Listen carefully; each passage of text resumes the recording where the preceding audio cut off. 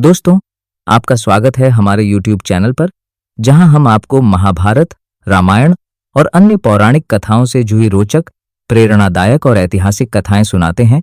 तो यदि आपने अभी तक हमारे चैनल को सब्सक्राइब नहीं किया है, तो तुरंत सब्सक्राइब करें और बेल आइकन दबाएं, ताकि आने वाले हर वीडियो की सूचना आपको मिल सके। और आज के इस वीडियो में हम आपको सुनाने जा रहे हैं महाभारत का वह अद्भुत और भावुक प्रसंग, जिसमें महायोद्धा सूर्यपुत्र कर्ण को भगवान परशुराम ने श्राप दिया था। वह श्राप जिसने आगे चलकर महाभारत के युद्ध में कर्ण के जीवन की सबसे बड़ी हार और अंत को सुनिश्चित कर दिया। और इस कथा को समझने के लिए हमें कर्ण के जन्म से लेकर उस क्षण तक की यात्रा को जानना होगा जब परशुराम के मुख से वह श्राप निकला। कर्ण, जो वास्तव में कुंती के गर्भ से सूर्यदेव के आशीर्वाद से उत्पन्न हुआ था, परंतु जन्म के समय समाज और परिस्थितियों के भय के कारण कुंती ने उसे एक छोटे से संदूक में रखकर गंगा में बहा दिया और आगे जाकर उसे हस्तिनापुर के रथ सारथी अधिरथ और उनकी पत्नी राधा ने अपने पुत्र के रूप में पाला। यही कारण था कि कर्ण को सूत्रपुत्र कहा गया, जबकि वह वास्तव में क्षत्रिय से भी ऊपर देवपुत्र था। बचपन से ही कर्ण में अद्वितीय पराक्रम और धनुर्विद्या के प्रति अद्भुत लगन थी, परंतु उस समय की व्यवस्था में ब्राह्मण और क्षत्रिय को ही शस्त्र विद्या का औपचारिक अधिकार था और कर्ण जैसे सूतपुत्र को गुरु आसानी से शिक्षा नहीं देते थे। इसलिए जब उसने महान गुरु द्रोणाचार्य से शिक्षा लेने की इच्छा जताई, तो द्रोण ने स्पष्ट मना कर दिया कि वह केवल राजकुमारों और क्षत्रियों को ही यह विद्या देंगे, जिससे कर्ण का मन आहत हुआ, लेकिन उसकी जिज्ञासा और महत्वाकांक्षा और बढ़ गई। कर्ण ने सोचा कि अगर कोई उसे विद्या देने को तैयार नहीं है, तो वह स्वयं उस गुरुकुल को खोजेगा जहां जाति या कुल वंश नहीं, बल्कि योग्यता को महत्व मिले। तभी उसकी नजर पड़ी पृथ्वी के महानतम परशुराम पर, जो ब्राह्मण होते हुए भी क्षत्रियों को दंड देने और युद्ध कला में अद्वितीय थे, परंतु उनका एक नियम था कि वे किसी क्षत्रिय को शस्त्र विद्या नहीं सिखाएंगे, क्योंकि उन्होंने अपने पिता जमदग्नि के वध और क्षत्रियों के अत्याचार के कारण प्रतिज्ञा ली थी कि वे 21 बार पृथ्वी को क्षत्रियों से रहित करेंगे। कर्ण को जब यह ज्ञात हुआ, तो उसने अपनी जाति छुपाकर स्वयं को ब्राह्मण बताने का निश्चय किया और विनम्रतापूर्वक परशुराम के पास जाकर कहा, गुरुदेव, मैं एक ब्राह्मण पुत्र हूं, आपके चरणों में रहकर शस्त्र विद्या सीखना चाहता हूं।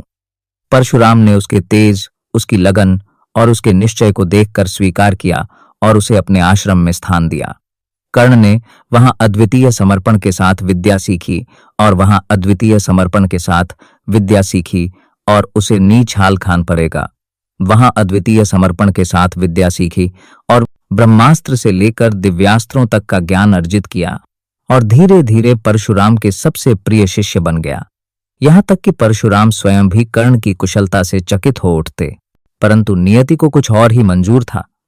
एक दिन की बात है, जब परशुराम कर्ण की गोद में सिर रखकर विश्राम कर रहे थे, तभी धरती से एक भयंकर बिच्छू आकर कर्ण की जांघ में डंक मारने लगा।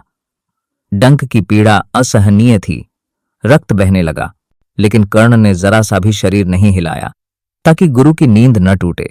जब परशुराम की नींद खुली और उन्होंने देखा कि कर्ण की जांघ से रक्त बह रहा है, तो वे चौंक गए और बोले, हे पुत्र, ऐसा धैर्य और सहन शक्ति कोई सामान्य ब्राह्मण नहीं दिखा सकता।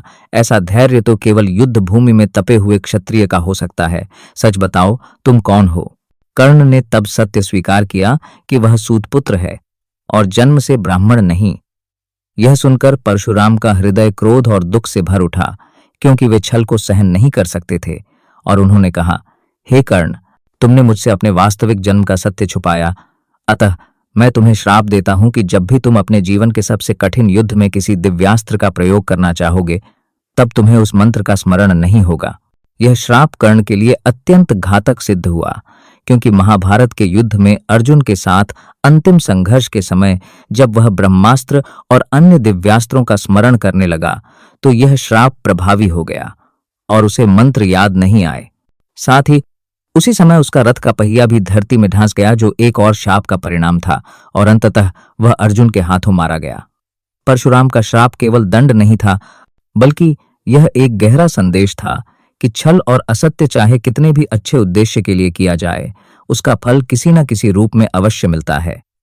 कर्ण ने गुरु का श्राप विनम्रता से स्वीकार किया उनके चरणों में प्रणाम किया और कहा कि उनकी शिक्षा मेरे लिए ही नहीं, आने वाले युगों के लिए अमूल्य रहेगी। इस प्रकार परशुराम का श्राप महाभारत के इतिहास में एक निर्णायक मोड़ बन गया, जिसने धर्म और अधर्म के संघर्ष में एक महत्वपूर्ण भूमिका निभाई। और यही है वह संपूर्ण कथा जो दर्शाती है कि सत्य, निष्ठा और नियम का उल्लंघन, चाहे परिस्थिति कैसी भी हो, उसका परिणाम अवश्य मिलता है।